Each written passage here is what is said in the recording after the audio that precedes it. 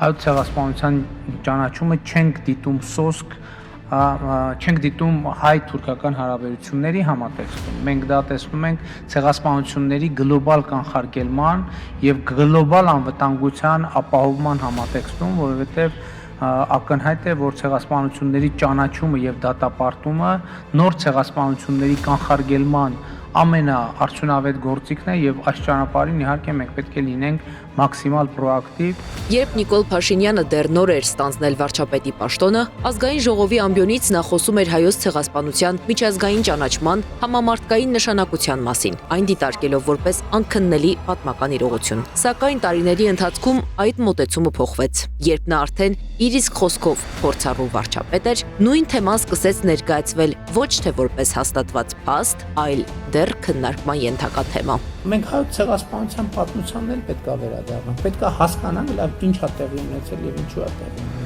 Թե ինչպես է եղել ցեղասպանությունը, պատմել են ցեղասպանությունից փրկված հայերը, գրել ու փոխանցել են պատմիչները, հայ եւ միջազգային։ Վստահելի աղբյուր են նաեւ արտգործնախարարության հայոց ցեղասպանության թանգարան ինստիտուտի կայքեջերը, բայց հարցը ամենևին էլ պատմություն կամ վստահելի աղբյուրներ չունենալը չէ։ Սա հստակ քաղաքականություն է ցեղասպանությանը վերաբերող փաստերը կասկածի տակ դնելու, քննարկման առարկա դարձնելու համար, ընդգծում է պատմաբան Խաչատուր Ստեփանյանը։ Թուրքական կողմներն նման առաջաններ անում, եկեք պարզենք, պատմաբաններով հավաքվենք, պատճառները վերհանենք, բայց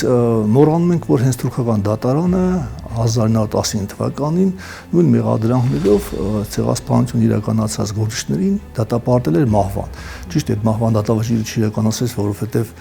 այդ իրագործողները Թուրքիայում չէին, նաև թուրքական իշխանությունները այդ պահին հակված չէին ամբողջ ջանքեր գործադրելու։ Զավեշտալի մի հայտարարություն էր արել ԿՊԱ-ական падգամավոր Անդրանիկ Քոչարյանը, որի նախնիները իր խոսքով եւ հայրական եւ մայրական կողմից արևմտյան Հայաստանից էին ու ցեղասպանության ականատես։ Նա հստակեցում էր ուզում։ Ես ուզում եմ, որպեսզի այդ ազգանունները արձանագրվեն, որը կարող է 1,5 միլիոնի կարող ավելի շատ է կամ քիչ է։ Մինչև հիմա մեր երկիրը ինչի այդ խնդիրը չի հասցեականացրել։ Մենուա Սողոմոնյանի գնահատմամբ գործող իշխանության որոշ հայտարարություններ եւ արտաքին քաղաքական վարքագիծը որոշ հարցերում համընկնում են Թուրքիայի եւ Ադրբեջանի կողմից ձևավորվող նարատիվների հետ, հատկապես ցեղասպանության թեմայի շուրջ։ Նրա խոսքով սա վտանգում է պատմական ընկալումների հավասարակշռությունը, որտեղ Թուրքիան ներկայացվում է որպես ժխտող կողմ, իսկ Հայաստանը որպես ցեղասպանված ժողովուրդ։ Արտաքին գործերի նախարարության ամենամյա ուղերձում, որը արվում էր ցեղասպանության միջազգային օրվա կապակցությամբ դեկտեմբերի 9-ին ցեղասպանության կանխարգելման կոնվենցիայի շրջանակներում այնպիսի տեքստ էր, որտեղ որ հայոց ցեղասպանության մասին, հայոց ցեղասպանությունը ճանաչելու եւ դատապարտելու մասին, դրա անհրաժեշտության մասին ոչ մի նշում չկար արված։ Եվ արդեն իսկ պարզ էր դարձել, որ հայոց ցեղասպանությունը, ցեղասպանության միջազգային ճանաչման օրակարգը, այնպես ինչպես Արցախի ինքնորոշման օրակարգը, այս իշխանությունները մի կողմ էին գցել։ Իսկ Ստեփանյանի համոզմամբ հայոց ցեղասպանության միջազգային ճանաչումը միայն ազգային օրակարգ չէ, այլ համաշխարհային անվտանգության եւ կանխարգելման հարց։ Արևմտյան Հայաստանի գյուղերում ոչ բոլոր ծխամաջաններ են պահպանվել, իսկ եթե ծխամաջաններ չեն պահպանվել, այդ բնակչության գյուղի բնակչության բոլորի անունները բնականաբար չէին հիշի, բայց դա չի նշանակում, որ տվյալ գյուղում 1000 հոգի չի զոհվել։ Միևնույն ժամանակ փորձագետները կապ են տեսնում տարածաշրջանային վերջին զարգացումների եւ պատմական հիշողության քաղաքականության միջև, նշելով, որ Արցախում տեղի ունեցած էթնիկ զտումները եւս կարող են դիտարկվել որպես վտանգավոր նախադեպերի հետևանք։ Ինչու ենք մենք հետամուտ լինում որպես պետություն հայոց ցեղասպանության միջազգային ճանաչմանը, որպեսզի դրա կրկնությունը թույլ չտանք։ Ինչու ենք մենք հետամուտ լինում հայոց ցեղասպանության միջազգային ճանաչմանը, որպեսզի այլ ժողովուրդների հետ էլ տեղի չունենա ցեղասպանություն, այնպիսի ցեղասպանություն, ինչպիսին այսօր տեղի ունենում է Գազայում,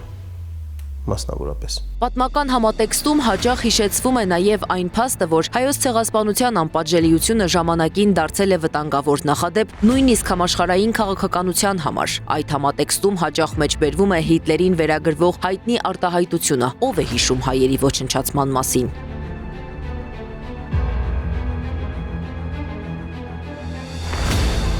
Ցեղասպանության ժխտումը, ուրացումը, հերքումը Հայաստանում քրեորեն պատժելի արարք է։ Մենք անընդհատ խոսում ենք